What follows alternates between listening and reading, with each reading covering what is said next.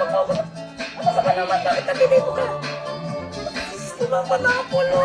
Nandito ka sa kwarto ko. Anong nangyari? Walang nangyari kagabi. Anong nangyari kagabi? Wala akong kulang. Ganyan ang Diyos ko naman. Ano yan? Ano yan, Apol? Ano yan? Ha? Ano? Bakit yan? Apol, sino ba pwede lumas ka na makatumating pa yung asawa ko? Yan na, ano sinasabi ko sa'yo? Yan ang sinasabi ko sa'yo. Bakit kasi kung gawin ko kami ko eh? Magpapakilala ako sa buhay mo. Amal? Bakit ang naglalabot sa kayo na parang nag-aantay dito? Ito kagising ko nga lang eh. Hindi sa mga. Saan ka ba galing? Kanino to? Ha? Kanino to mga? Ah! Ayan yung ano. Ay, may nag-deliver kasi dito. Sabi, in-order ko kasi yan para sa'yo. Oh, in-order ko sa'yo, no? Jesus. Ba't ang baho mga? Hindi naman nag-aantay. Jesus. Sakto Ang sa'yo. sabi nito sa akin. Sakto sa'yo yan. Sakto sa'yo yan. Sakto sa'yo yan.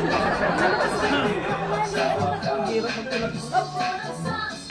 Magulat ko na. Kasi Wala kakagising ko sa nga akin lang. yan eh.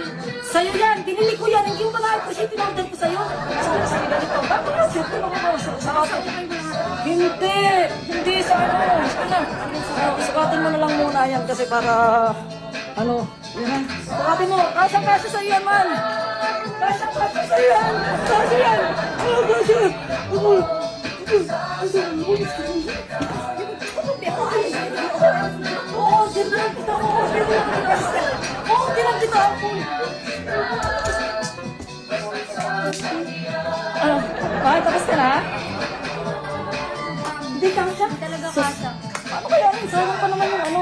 Kasi parang may luma na eh. Hindi ako lang. Tagal siya sa akin. Kisses! Love kisses. Di ba paborito mo yung kisses na chocolate? Kaya in-order ko ng kisses eh. Okay, sayang naman. O sige, ganito na lang. Mamaya mamili na lang tayo sa mall. Sige, pahinga ka na muna. Oo. Sige, lagay ko na to sa ano.